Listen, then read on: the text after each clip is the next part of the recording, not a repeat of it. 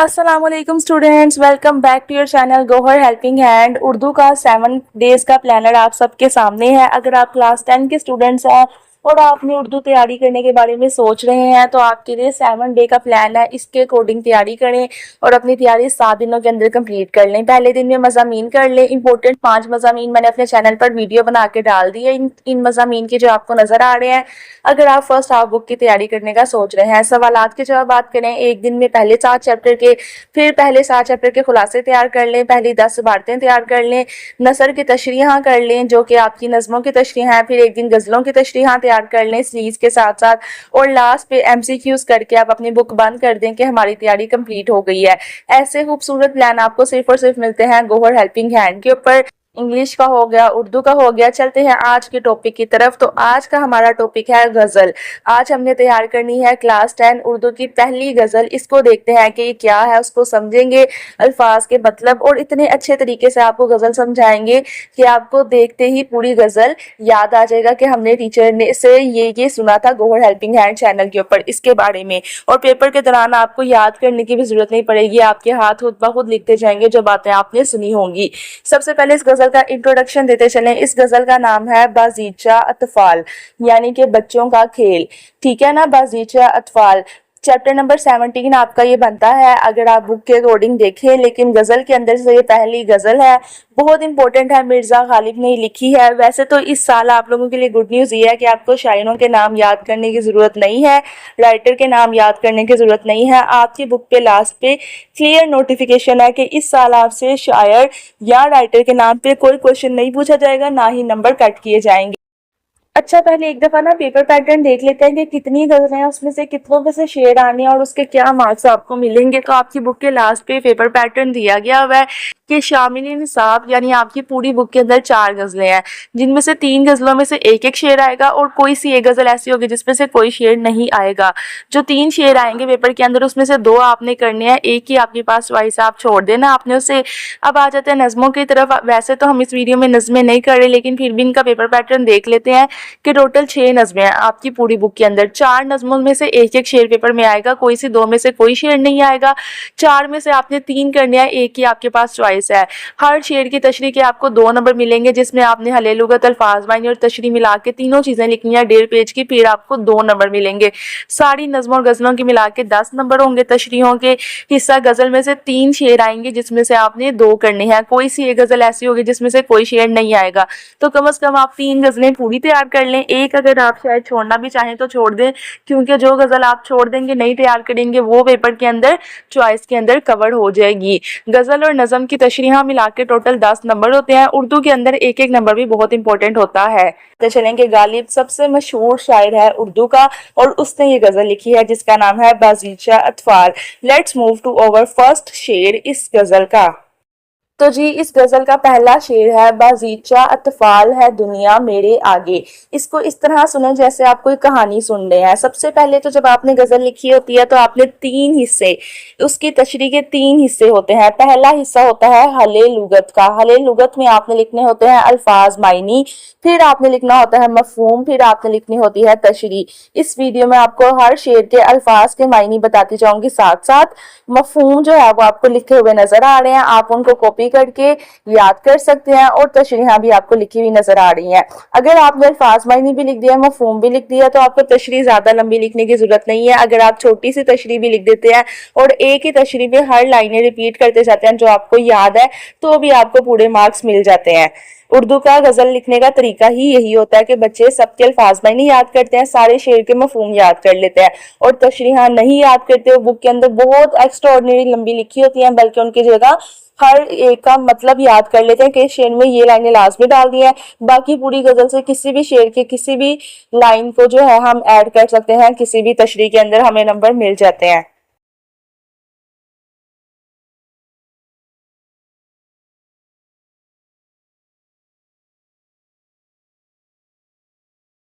تو اب let's suppose कि आपका कल पेपर है और आपको एक शेर आ गया, पेपर में लिखा हुआ है बाज़ीचा अतफाल है दुनिया मेरे आगे, होता है शबो रोज तमाशा मेरे आगे। ये शेर की 2 लाइनें हैं। आपने सबसे पहले नीचे लिखा हले लुगत, अब आपने लिख दिया एक साइड पे अल्फाज, एक साइड पे लिख दिया मायनी। अब आपने अल्फाज लिखने हैं सबसे पहले 4 इस शेर के। पहला लफ्ज होगा बाज़ीचा, दूसरा लफ्ज होगा इतफाल, तीसरा लफ्ज होगा शब और चौथा लफ्ज होगा रोज। बाजीचा का मतलब होता है बच्चा, ठीक है ना। बाजीचा बच्चे को कहते हैं पुरानी उर्दू की जुबान में। अतफाल तोए फेल आम तिफल लफ्ज होता है जिसका मतलब होता है खेल यानी कोई गेम, ठीक है ना। तिफल को कहते हैं खेल, बाजीचा को कहते हैं बच्चा, शब को कहते हैं रात और रोज को कहते हैं दिन। तो ये 4 अल्फाज के मायने आपको याद हो गए। अब इसका मफहूम खुद ब खुद बन रहा है। सबसे पहले हम मफहूम पढ़ लेते हैं। शायर के नजदीक दुनिया के बच्चों के खेल की तरह है, दुनिया में रात दिन जो कुछ भी होता रहता है वो इसे एक तमाशे की मानंद दिखाई देता है। यानी कि आसान अल्फाज में मैं आपको बताऊं तो शायर इसमें कह रहा है कि मेरे नजदीक जो दुनिया है ना, ये सारी दुनिया एक बच्चों का खेल है और इसके अंदर दिन रात जो कुछ भी होता है मुझे तो ये सब कुछ एक तमाशा ही लगता है।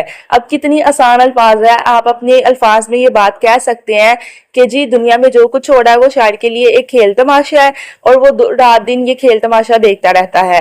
बहुत इजी हो गया, आपने सिर्फ अल्फाज के मायने लिखने हैं। शेर पढ़ना आपके माइंड में खुद ही अल्फाज के मायने आ जाएंगे और मायने आ गए तो मफहूम आप खुद से भी बना सकते हैं। अब अगर आपने मफहूम लिख दिया है तो मैंने पहले भी बताया है कि अब आपको तशरीह को ज्यादा लंबा खींचने की जरूरत नहीं है क्योंकि आधे से ज्यादा पेज इसी के अंदर कवर हो जाता है और आपने टोटल 1.5 पेज तक तशरीह लेके जानी होती है, शेर डाल के, अल्फाज मायनी डाल के और मफहूम डाल के। तो सिर्फ आधा पेज आपके पास अब बचा है, उसके लिए आपने तशरीह लिखनी है, वो भी मैं आपको प्रोवाइड कर देती हूँ इसी वीडियो में।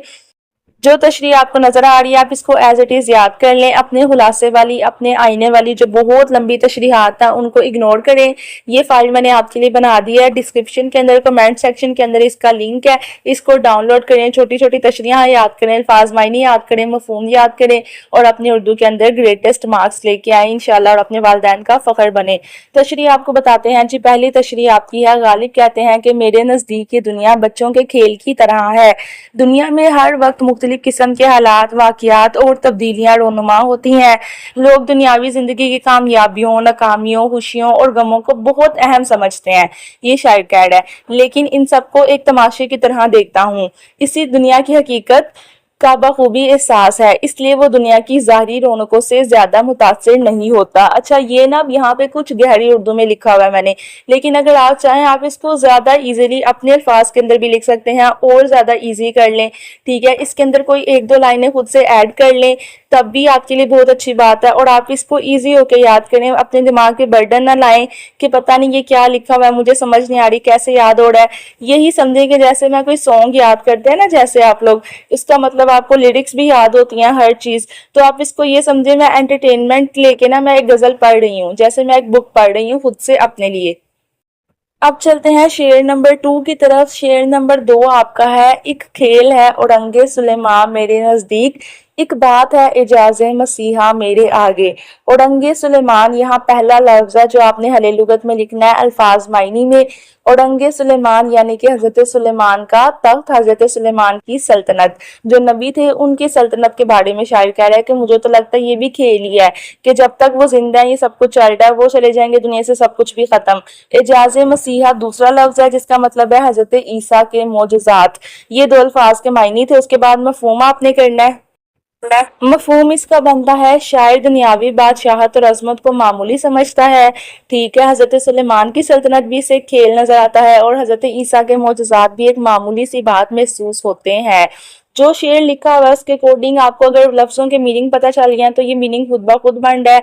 अगर आपको ये याद एज इट इज नहीं भी हो रहा तो भी आप खुद से भी अल्फाज के मायने याद रख के ये वाला मफहूम लिख सकते हैं। चलते हैं तशरीह की तरफ। अगर आपने इसकी तशरीह लिखनी है तो मफहूम को ही थोड़ा लंबा करके लिखने से तशरीह बन जाती है। आपको शायर का नाम पता ना गालिब, तो आपने लिख देना गालिब कहते हैं कि औरंगे सुलेमान से आपने याद रखना है हजरत सुलेमान के अजीम सल्तनत बादशाहत मेरे नजदीक खेल की हैसियत रखती है, ठीक है। इजाज़े मसीहा से आपने याद रखना है, हजरत ईसा के मौजूजात भी मेरे लिए एक मामूली बात है। शायर का मकसद इनकी तौहीन करना नहीं बल्कि अपनी नज़र में दुनिया की तमाम बड़ी से बड़ी ताकत और हैरत अंगेज चीज़ों की सबाती जाहिर करना है। सबाती यानी कि ये सिर्फ दुनिया की हद तक है, दुनिया चली गई, आपकी रूह परवास कर गई तो ये चीज़ें भी ख़त्म हो गई।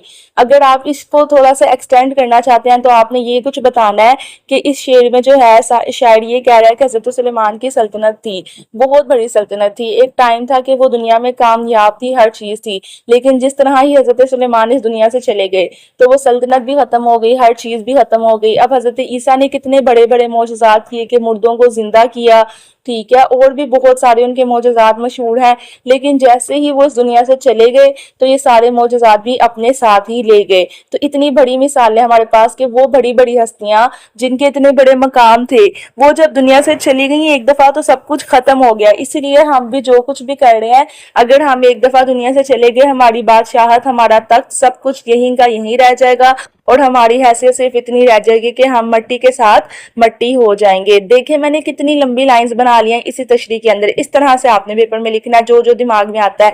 शेर नंबर 3 है आपका, जुज नाम नहीं सूरत आलम मुझे मंजूर, जुज वहम नहीं हस्ती अशिया मेरे आगे। जुज नाम का मतलब होता है कि कोई हकीकत नहीं, कुछ नहीं, ठीक है ना, और जुज वहम का भी यही मतलब है। सूरत आलम दुनिया की ज़ाहिरी चीज़ें, इसका मफहूम बनता है शायर के नज़दीक दुनिया की ज़ाहिरी सूरत के सिवा कोई हकीकत नहीं, इस दुनिया की तमाम चीज़ों का वजूद भी इससे महज वहम और गुमान मालूम होता है। यानी कि शायर कह रहा है मुझे लगता है कि जो सारी दुनिया की चीज़ें हैं ना ये तो है ही नहीं, ये सब कुछ एक वहम है, ये सब कुछ एक झूठ है। इसकी तशरीह ऐसे लिखनी है आपने, गालिब कहते हैं कि मेरे नज़दीक इस दुनिया की ज़ाहिरी शक्ल सूरत की हकीकत नहीं बल्कि सिर्फ एक नाम है।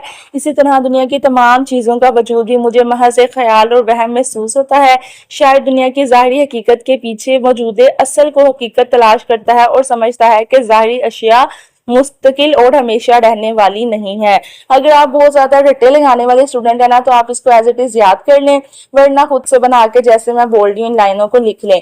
शेर नंबर 4 है, होता है निहा गर्द में सहरा मेरे होते, घुसता है जबी खाक पे दरिया मेरे आगे। सिर्फ अल्फाज के मायने जरूरी है समझने के लिए। अब निहा गर्द का क्या मतलब है?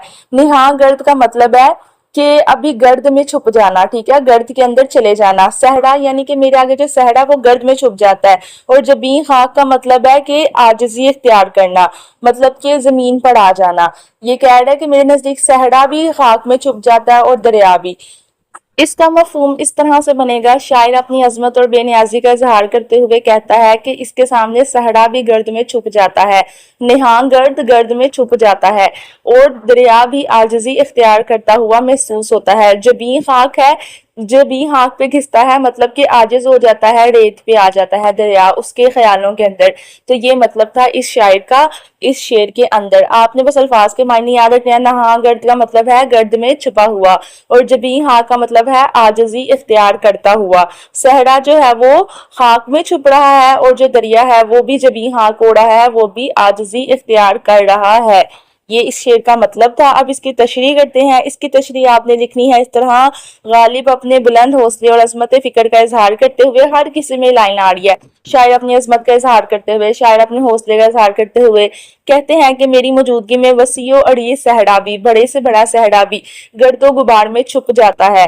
कि सहरा है क्या है? वो गर्द के अंदर ही तो छुपा हुआ है ना, मिट्टी के अंदर ही तो छुपा हुआ है, चाहे वो जितना भी बड़ा है। ये वो सोच रहा है अपने से ख्यालों के अंदर। और मेरी अजमत के सामने दरिया भी अपनी पेशानी खाक पर रगड़ता हुआ महसूस होता है। यानी दरिया जितना भी बड़ा है एंड उसने आकर मिट्टी के साथ ही लगना है ना। तो ये शायर कह रहा है, शायर ने सहरा और दरिया को अपनी अजमत, वसत फकर और बुलंद मकाम के मुकाबले में बहुत छोटा दिखाया है। यानी शायर सोच रहा है कि जो मेरी सोच है ना कि मेरे लिए तो हर चीज ही खेल है, हर चीज ही तमाशा है, पूरी दुनिया उसका कोई मतलब नहीं है, सब कुछ वहम है। तो फिर सहरा क्या हो गया? लोग ऐसे ही कहते हैं सहरा बहुत बड़ा होता है, सहरा इंसान को छुपा देता है, सहरा इंसान को उदास कर देता है, दरिया इंसान को डुबा देता है, दरिया में इंसान डूब जाता है और खत्म हो जाता है। नहीं, कुछ भी नहीं है। सहरा है वो गर्द के अंदर छुपा हुआ है और दरिया है तो वो मिट्टी को ही आकर लग रहा है, वो भी आजिज़ी ही इख्तियार कर रहा है क्योंकि वो मिट्टी पे ही खत्म हो रहा है। ये जो मैं एक्स्ट्रा लाइंस बोल रही हूँ, तशरीह जो लिखी हुई है उसके अलावा वो इसलिए बोल چاہتی ہوں کہ آپ کے کانوں میں یہ الفاظ بیٹھ جائیں, آپ کے دماغ میں ایکسٹرا لائنز بیٹھ جائیں. اگر آپ کو ضرورت پڑے آپ کو ان میں سے ایک آدھی لائن بھول جائے تو آپ کو میری سنی ہوئی لائن سمجھ آ جائے اور یاد آ جائے اور آپ اس کو لکھ کے اپنا پیپر کمپلیٹ کر لیں. شعر نمبر 5 ہے آپ کا اگلا شعر. مت پوچھ کے کیا حال ہے میرا تیرے پیچھے, تو دیکھ کے کیا رنگ ہے تیرا میرے آگے. اس کے اندر کوئی ایسے خاص الفاظ تو ہے نہیں جن کا مطلب آپ کو عام زبان میں سمجھنا ہے, لیکن فارمیلٹی پوری کرنی ہے. آپ نے حل لغت لکھنا ہے یہ حصہ, تو آپ نے الفاظ اس میں لکھ دینے ہیں حال یعنی کہ حالت اور رنگ یعنی کہ اثر. یہ دو الفاظ لکھ دیجیے گا فارمیلٹی کے طور پر. نیچے چلتے ہیں مفہوم. مفہوم اس کا بنتا ہے شاعر محبوب سے کہتا ہے, اب یہ اپنے محبوب سے بات کر رہا ہے کہ تیرے نہ ہوتے ہوئے میری حالت نہ پوچھ, میری حالت میری غیر موجودگی میں نہ پوچھ, بلکہ اپنی کیفیت دیکھو کہ میرے سامنے آ کر تم پر بھی محبت کا کیا اثر ہوتا ہے. وہ کہہ رہا ہے کہ یہ نہ پوچھو کہ میرے بعد میرا حال کیا ہے, یہ دیکھو جب تم آ جاتے ہو تو تمہارا کیا رنگ ہو جاتا ہے میرے آگے, مجھے دیکھ کر تم پر کیا اثر ہو جاتا ہے. تشریح اس کی بنتی ہے غالب محبوب سے کہتے ہیں کہ میرے پیچھے یعنی میری غیر موجودگی میں میری کیا حالت ہے یہ مت پوچھو, کیونکہ میں اسے بیان نہیں کر سکتا, بلکہ تم خود کو دیکھو جب تم میرے سامنے آتے ہو تو میری حالت کیا ہو جاتی ہے. محبوب کے سامنے آتے ہی شاعر کی کیفیت بدل جاتی ہے, اس پر عشق کی شدت اور جذبات کا غلبہ ہو جاتا ہے. چھوٹی سی تشریح ہے, آسان الفاظ ہیں, اس کے اندر آپ اپنے پاس سے بھی لائنز ایڈ کر سکتے ہیں.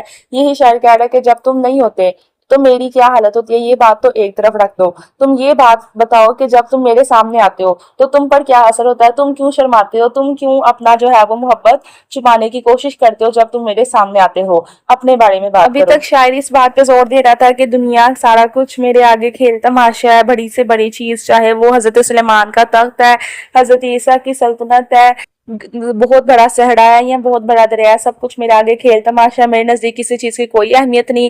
اب اس نے بتا دیا ویسی باتیں کیوں کرتا ہے, کیونکہ وہ پاگل ہے, وہ اب رومانٹک ہو گیا ہے, تو اب وہ اپنے محبوب کے اوپر آ گیا ہے بڑی بڑی باتیں کرنے کے بعد. اصل وجہ اس نے بتا دیا کہ میں اس طرح کا اس لیے ہوا ہوں. اگلا شعر کرتے ہیں. ایمان مجھے روکے ہے جو کھینچے ہے مجھے کفر, کعبہ میرے پیچھے ہے کلیسا میرے آگے. کعبہ کا مطلب ہے جی ہماری مسلمانوں کا مرکز عبادت کا, آپ نے مطلب یہ لکھنا ہے لے لغت میں. کلیسا کا مطلب ہے کہ عیسائیوں کی عبادت گاہ. اب اس کا مفہوم بنتا ہے, شاعر اپنے دل کی کشمکش بیان کرتا ہے کہ ایمان سے ایک طرف روکتا ہے جبکہ عشق اسے دوسری طرف کھینچتا ہے, اس طرح وہ دو مختلف راستوں کے درمیان پریشان ہے. تشریح آپ نے لکھنی ہے. غالب کہتا ہے کہ ایک طرف میرا ایمان مجھے ایک رستے پر چلنے سے روکتا ہے اور دوسری طرف کفر مجھے اپنی طرف کھینچتا ہے. شاعر اپنے دل کی کشمکش بیان کر رہا ہے. کعبہ ایمان اسلامی عقیدے کی علامت ہے جبکہ کلیسا دوسرے مذہبی راستے کی علامت کے طور پر استعمال ہوا ہے. شاعر گویا دو مختلف سمتوں کے درمیان اپنی اندرونی بے قراری اور کشمکش بیان کرتا ہے. مطلب شاعر دو مذہبوں کے بارے میں کنفیوز ہو گیا کہ میں کعبے میں جاؤں یا کلیسا میں, یہ اس نے مثال بنا کر دی ہے. آگے چلتے ہیں لاسٹ شعر کی طرف. غلطی سے یہاں شعر نمبر 14 لکھا گیا جبکہ یہ شعر نمبر آپ کا لاسٹ ہے, اور وہ 9 بھی نہیں تھا, وہ بھی شعر نمبر آپ کا سیکنڈ لاسٹ تھا. ہم پیشہ ہم مشرب ہم راز ہے میرا, غالب کو برا کیوں کہوں اچھا میرے آگے. ہم پیشہ ایک ہی پیشہ رکھنے والا, ہم مشرب ایک ہی جام پینے والا, یہ الفاظ آپ نے لکھنے ہیں. ہم راز راز رکھنے والا, یہ الفاظ کے معنی آگے مفہوم بنتا ہے. شاعر کہتا ہے غالب میرا ہم پیشہ ہم مزاج اور ہم راز ہے, اس لیے میرے سامنے غالب کو برا نہ کہو, میں اسے برا سننا پسند نہیں کرتا. اب وہ اپنے بارے میں ہی باتیں کرنے لگ گیا. پہلے وہ شروع ہوا تھا دنیا کے کھیل تماشے سے, پھر وہ آیا حضرت سلیمان کے تخت پہ, حضرت عیسیٰ کے معجزات پہ, اس کے بعد وہ صحرا پہ آیا کہ صحرا بھی اتنی بڑی چیز نہیں ہے, دریا پہ آیا دریا بھی عاجز ہے. پھر وہ اپنے محبوب کے پر آ گیا اس نظم کے اندر کہ محبوب کے آگے میرا کیا حال ہوتا ہے اور میرے آگے اس کا. پھر وہ کعبہ و کلیسا پہ آ گیا کہ میں دو راستوں میں کنفیوز ہوں, اور آخر کار وہ اپنی تعریفوں پہ ہی آ گیا کہ میرے سامنے غالب کو برا نہ کہو, ایسا نہ کہو. بہرحال اس کی تشریح آپ نے اس طرح سے لکھنی ہے جو بنتی ہے. غالب کہتے ہیں کہ اس شعر میں میرے سامنے کوئی شخص غالب کو برا کہتا ہے تو اسے ایسا نہیں کہنا چاہیے, خود ہی کہہ رہے ہیں, کیونکہ غالب میرے ہم پیشہ ہم مشرب اور ہم راز ہیں. کیونکہ جو کام میں کرتا ہوں وہی غالب کرتا ہے, جو جام میں پیتا ہوں وہی غالب پیتا ہے, جو راز میرے دماغ میں ہے وہی غالب کے دماغ میں ہے. ایسا وہ خود سے ہی باتیں کر رہے ہیں. آپ کو پتہ نہیں شاید جو سارے ہوتے تھے یہ اسی طرح کے ہوتے تھے, ان کی دماغی حالت اتنی ٹھیک نہیں ہوتی تھی, یہ خود سے باتیں زیادہ کرتے تھے, یعنی وہ میرے بہت قریب ہیں, میں ان کی شخصیت حالات اور خوبیوں سے واقف ہوں. اس شعر میں غالب نے اپنے مخصوص انداز میں خود سے گفتگو اور خود اعتمادی اور اپنے آپ سے باتیں کرنے کے بارے میں بیان کیا ہے کہ انسان کس طرح خود سے باتیں کر سکتا ہے. بہرحال میں نے آپ لوگوں کے لیے یہاں پر یہ تشریح بھی کمپلیٹ کر دی ہے. جتنی ڈیٹیلڈ میں آپ نے یہ ویڈیو دیکھ لی ہے، اب اگر آپ کے سامنے اس غزل کا کوئی بھی شعر آتا ہے پیپر کے اندر، آپ کو پوری سٹوری یاد آ جائے گی کہ ٹیچر نے ہمیں بتایا تھا، سمجھایا تھا، اس کے اندر یہ لکھا ہوا ہے، اور آپ اپنے پاس سے پوری غزل کے کسی بھی شعر کی تشریح لکھ بھی سکتے ہیں اور اس کو جو ہے وہ کسی کو سنا بھی سکتے ہیں، اپنی کلاس ٹیچر کو بھی۔ بہرحال اب آپ سب نے صرف یہ کرنا ہے کہ گوہر ہیلپنگ ہینڈ چینل کو سبسکرائب کرنا ہے، میری ویڈیو کو لائک کرنا ہے، اور اگر آپ نے اس کے نیچے کمنٹ نہ کیا تو آپ کو نیکسٹ ویڈیو زیادہ لیٹ ملے گی، یہ بات یاد رکھنا، کیونکہ آپ کے لیے اتنی ایفرٹ ہوتی ہے، تو آپ کا بہترین جو ہے وہ تھینک یو کا انداز یہی ہے کہ آپ ٹیچر کو کمنٹ کریں اس کے چینل کی ویڈیو کے نیچے کہ ٹیچر تھینک یو، آپ نے ہمیں اتنی ڈیٹیل میں اتنی اچھی ویڈیو ایکسپلین کر کے دی۔ خدا حافظ، ملیں گے اگلی ویڈیو میں اردو کی، جس کے اندر ہم تیار کریں گے اردو کی پہلی نظم۔ اسی طرح سے اگر آپ میرے ساتھ پہلی نظم پڑھنا چاہتے ہیں، پوری نظم اس کی تشریح چاہتے ہیں میں آپ کو سمجھاؤں ٹائم لگا کے، تو آپ میرے چینل کو سبسکرائب کرو، ویڈیو کو لائک کرو، پیارا سا کمنٹ کرو، اور جو ہے وہ کمنٹ کریں کہ ٹیچر ہمیں نظم آپ کے ساتھ تیار کرنی ہے، we are ready to study with you. خدا حافظ، best channel for everything is Gohar helping hand.